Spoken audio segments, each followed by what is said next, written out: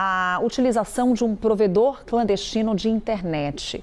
Esse provedor clandestino de internet foi derrubado lá no Rio de Janeiro durante uma ação do Complexo de Israel, uma ação que mirava o traficante Peixão. E agora, a associação do setor denuncia que o problema vai além.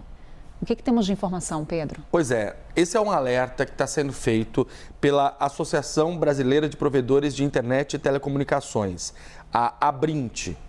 O que eles estão dizendo, Carol? Que em alguns lugares do Brasil, você tem, especialmente no Rio de Janeiro, no Ceará e no Pará, 3 estados brasileiros, você tem os provedores de internet sendo ameaçados por facções criminosas, inclusive para que paguem valores para continuarem operando em áreas supostamente comandadas, dominadas pelo crime organizado. Que aqueles 2 usos que falávamos ontem, o do ponto de vista econômico, uma forma das facções conseguirem dinheiro e também terem acesso à informação, que é um outro recurso utilizado a partir do provedor de internet. É isso.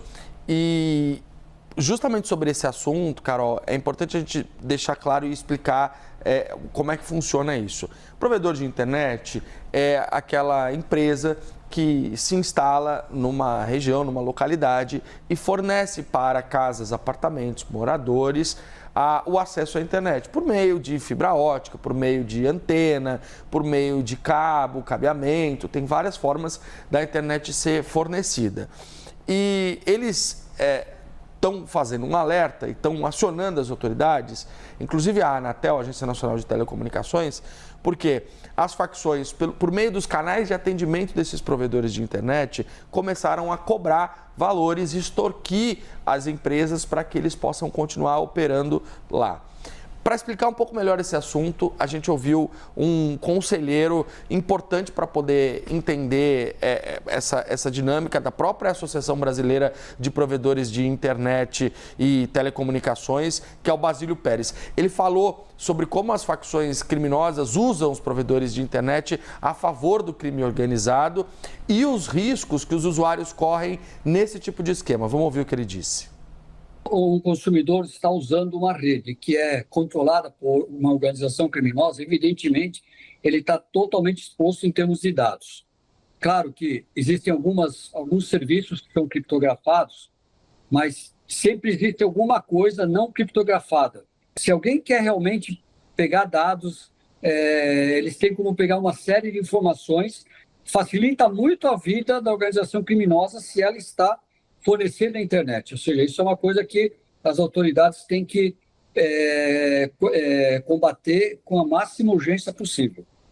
E aí, Carol, falando sobre o aspecto financeiro disso, o que diz a associação? O prejuízo financeiro é expressivo. Em média, dado que a ativação de um único cliente, uma rede de fibra ótica, gira em torno de R$2.000, considerando os equipamentos, a mão de obra, a infraestrutura da rede, e que muitas localidades são projetadas para atendimento e cobertura de 50% dos imóveis, o impacto financeiro desses crimes é alarmante. Em algumas regiões, como a região dos Lagos, no Rio de Janeiro, os provedores simplesmente pararam de funcionar, deixaram de operar, porque não conseguem lidar com a pressão das facções criminosas. A região dos Lagos é uma região do Rio de Janeiro onde você tem uma série de cidades turísticas, como Búzios, Cabo Frio, Saquarema, Araruama, São Pedro da Aldeia, e é um local belíssimo. E ainda assim tem tido, por parte das facções criminosas, um trabalho de muita pressão contra essas organizações. A gente também ouviu o Carlos Alberto Costa, que é especialista em cibersegurança. Ele explicou como essas facções criminosas vêm utilizando a tecnologia para de fato fazer esses crimes, para cometer esses crimes cibernéticos. Vamos ver o que ele disse. Eles conseguem instalar esses softwares maliciosos, abre-se uma oportunidade gigantesca de se oferir lucros advindo do crime digital, do crime cibernético. Isso abre uma outra frente para o crime organizado, outra fonte de receita, e cada vez mais a gente está vendo essa junção do crime organizado que teve na sua origem drogas e assalto a bancos e uma série de coisas, migrando para o crime eletrônico, né, para o crime digital, para o cybercrime.